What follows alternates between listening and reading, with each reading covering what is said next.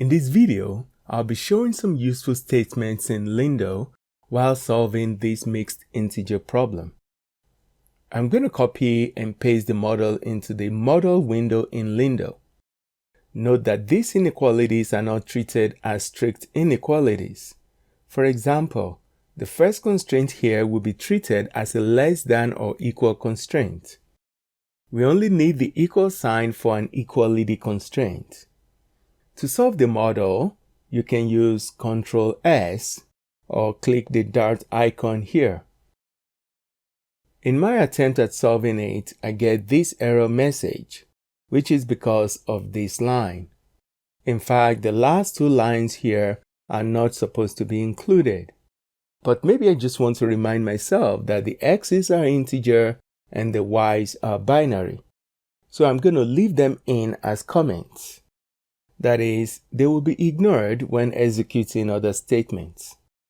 In LINDO, an exclamation mark is used to introduce comments. So I'm going to convert them to comments by adding an exclamation mark at the beginning of each of them. When I click Solve now, there is no error message and the report generated successfully. But the values are not integer. To introduce the integer requirement, LINDO uses the GIN statement, GIN meaning general integer. But before introducing them, we need to introduce the end statement to end the constraints and enter them as GIN x1, x2, and GIN x3. When I click Solve, we see here that x1, x2, and x3 are now integers. Note that I could have just used GIN 3 here. This will tell LINDO to make the first three variables listed general integers. That will come in handy when there are many variables. Now let's see how to make the y's binary. To introduce binary variables, LINDO uses int.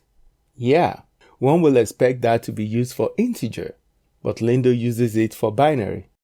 So let's do that. Int space y1, int y2, int y3. And on solving, we now have y1, y2, and y3 as binary. I'm now going to highlight and delete the content of both windows. I want to show how to remove the default non-negativity restriction LINDO places on variables. In solving a model like this one here, x and y are assumed to be non-negative. So, solving it will result in a solution that gives a maximum value of about 14.3 and y equals 0. To remove the non-negativity restriction, we use the free statement. This will free the variables to assume any positive or negative value. Note that LINDO is not case sensitive, so I can use lowercase letters here. On solving, we have a higher objective function value, but the value of y is now negative. It's been literally freed from the shackles of non-negativity. And that's it for this video. Thanks for watching.